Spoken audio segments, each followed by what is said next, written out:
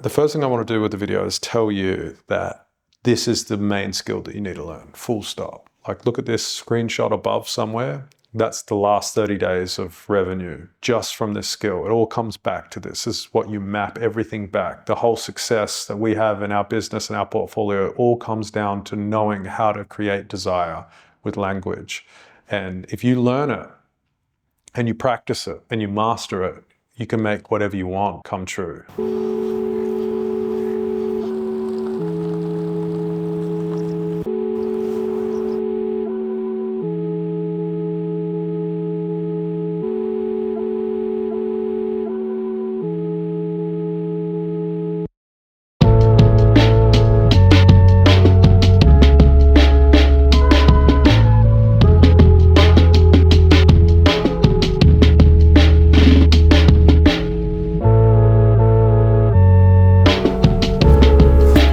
Talk about first principles in writing landing pages and evoking desire. We're going to go into some of my landing pages and we're going to analyze them. I'm going to show you how sometimes I break the rules. I'm going to map everything back to the first principles we talk about in the first section, and then we're going to go into a real life landing page build with Helsinki House as we try to sell a digital product. And so you're going to have a bunch of different angles. A lot of the time people ask me questions like, oh, how would you go about selling t-shirts or clothing or stuff that doesn't solve a problem? You'll learn that in today's video. Let's talk about some principles for desire, and these are going to help you with your landing page and your product page. So we're going to start with the most important part, and that is discovering the essence of your product. So the essence is the unique trait that is desirable about your product. All products have something different about them and something that is the most desirable part of them. And that's what you're trying to find. You're trying to find the essence, the spirit of the product. The way that we do that is we use it, we touch it, we smell it, we feel it, we wear it, we do whatever we can with it. You're trying to find out what you love most about it. And it might be small, it might be a detail, it's experiential all the time. You want to set up your phone, tap the voice memo, get yourself recording, and then use the product, go through it, touch it, feel it, smell it, and speak to the microphone about everything you're experiencing, all of those little details. And then when you listen to it back or you read the transcription back, one of those points is going to jump out at you if it's not already obvious, and that's going to be the essence. And that essence is important because I'm going to show you with the examples how I kind of dive into that essence to make a desirable sounding piece of copy. Number two is we're going to get away from the product, and now we're going to focus on your consumer, your audience, your people. And now what you want to do is you want to focus on an angle. An angle is either a problem/solution, it's a dream outcome, or it's like a unique selling proposition, a benefit. A really great way to come up with a unique angle is to go specific. So speak to a specific person about a specific problem. That's the best way to find a really hard-hitting, relevant angle. Moving on from that, I'm going to consult page 32 of this book, which is elegance is the opposite of extravagance. And what you want to do is avoid fluffy adjectives, avoid trying to create desire by saying things like marvelous and spectacular, and it's just going to make you sound like a pompous dickhead that is trying really hard to get someone to buy something. And when that happens, you're making people feel like they don't trust you. As soon as they smell the rat in the room, they're iffy about you. So that's really important. Be simple. The final principle is what we call dual readership path. And this was coined by the Oest of G's, Dan Kennedy. And he talks about how 80% of people skim read. So if you think about that, 80% of people skim read. What are they doing when they're skim reading? They're just reading what jumps out to them as important. You can control what they think is important. So you have a bunch of headlines on your landing page or your product page, and you can choose what people stop and skim read. But the secret to this, the secret to dual readership path, is that all of your headlines in sequence should make sense. So if you've got 5 headlines across your page and you were to take all of those headlines and put them in a separate document, they should all tell one story. Should be from one to another to another. That is huge. And just remember that what you're trying to do with a product page or a landing page is you're trying to create desire. So you're trying to get people to see that what you've got is going to improve their life. And at the same time, you're trying to make them believe that the product that you're offering can actually deliver on the promise that you're making. So with a headline, you go hard benefit. You really try to make it seem like this is something that they desire. And then underneath your headline, that's when you're trying to justify how that headline comes into play. Okay, so recap. Find the essence, find the angle, be elegant over extravagant, and focus on dual readership path. You're going to see these 4 things come into play as we go and review some of my landing pages.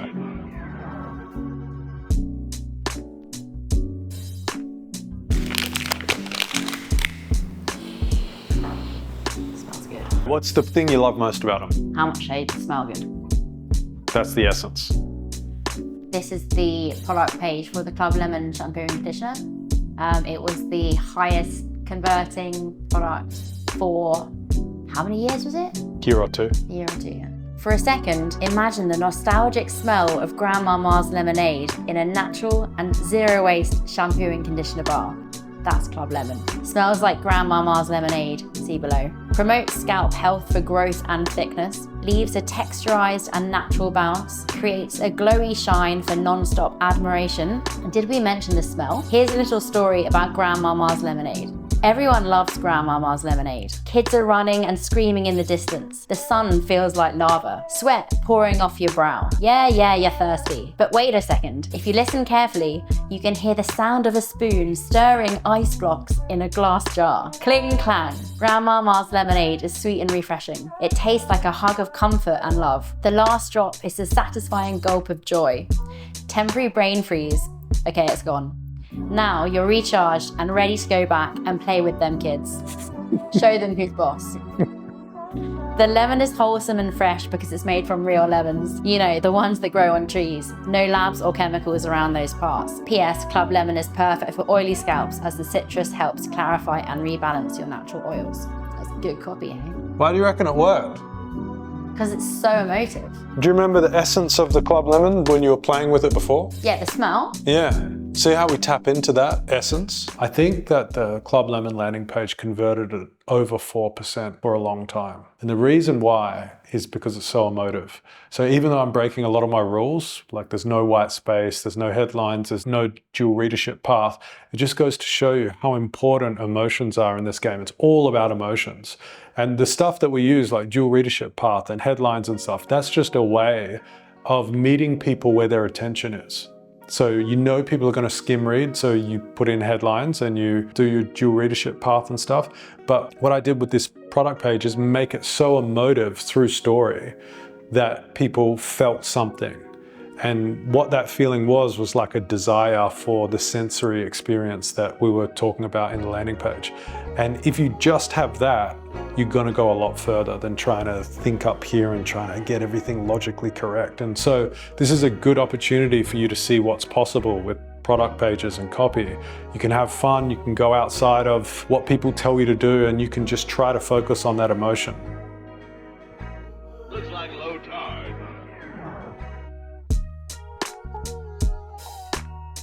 All right, so we're looking at our new landing page for Helsinki House, entire store bundle. We're sending Facebook ad traffic to this landing page. So what we talked about yesterday was something that goes kind of outside of copywriting, but it was communication design, and we're talking about having a hierarchy so that when we put our headlines onto the page, it immediately signals to the consumer that it's time to stop and read it.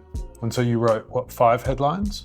Yeah, I did. Let's have a look. Okay. So we've got this get noticed with the high-end frame mock-ups here because of the essence of the ads. The ads are predicated on getting noticed. Grow your Instagram following. This is the #1 thing that we've seen people respond to. That's our hypothesis thus far.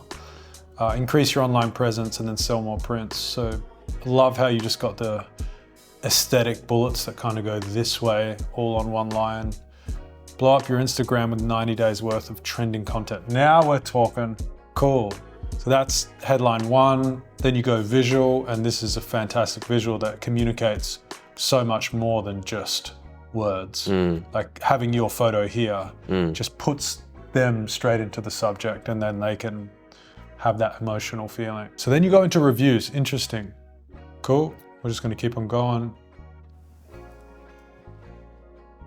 what I think is good practice is when you start to find a winning landing page like this, you start to play around with A/B testing the order of your hierarchy. And so right now we go from the entire store bundle with the little bullets, and then we go into blow up your Instagram with 90 days worth of trending content. You put that in there, that's all great. I feel disconnected when we get to what photographers are saying in the order here. And I think what you need to do is potentially pull this up to the top, because it kind of makes sense from this sentence, blow up your Instagram with 90 days worth of trending content, to make it easy to show your prints and high value interiors. That kind of makes sense back and forth, whereas if you go straight into reviews, it's almost disjointed. It almost feels like the landing page is about to end, because when we see reviews, it's usually at the bottom of the page. And I think by doing this, you're spoon feeding them, make it easy to show your prints and high value interiors. Okay, like I want that again. So we continue to try to create desire before we start justifying with our reviews. This is really important, and we've talked about this privately, but we haven't brought these guys along, which is that the reviews here should articulate your bullets, like your main desire bullets. I would like to see on a piece of paper, not for the video, but later, like all of these headlines, just like one after another. Written. Yeah, that allows you to go in and see how it flows. Because what you're actually doing here, more than just speaking to them through the dual readership path, is you're also like figuring out what you believe is the hierarchy of importance for this landing page. And the hierarchy of importance comes down to what do you think they need to know? If you could only say 3 things to them, you're trying to get them to feel desire more than anything. And so blow up your Instagram with 90 days worth of trending content is a great start. And then make it easy to show your prints and high value interiors a second. The headline is like a benefit. It's like a desirable outcome right then and there. But what should go under it should be justifying how that comes to fruition. So I'd almost be interested in having some text here, like even just bullets. Make it easy to show your prints and high value interiors. And then it's like, it's drag and drop. Your prints will appear flawless. Only takes you 30 seconds. Even if you have no Photoshop experience, I'm just going to the extreme because I don't know what the actual details are. But if you think about it in terms of like energy, effort, ease, and you bullet them out, then it's going to make more sense. Like make it easy to show your prints and high value interiors. There's 2 things at play. There's easy and there's high value interiors. So if we can do some bullets, which is like, this is why it's easy, and this is how it's high value. Concrete it. Boom, boom, yeah. Love it. And what we're doing at the moment is focusing on the hierarchy of information. So making sure that we create desire first in a big abstract way, then go a little bit further down into the details about desire and still keep on trying to hit that nail. And then after we've done that, then we're trying to logically justify how that desire comes to materializes. How to write copy that sells. What have you learned? What have you struggled with? Put the reps in until it gets real. Keep practicing. That's it, man. Words on the page. That's it. Of all the skills that I've learned in my life, copywriting has been the one that has changed my life the most. And if I'm to drill down all the way and try to find the fundamental reason for our success, doing $1 million a month, it all comes back to copywriting.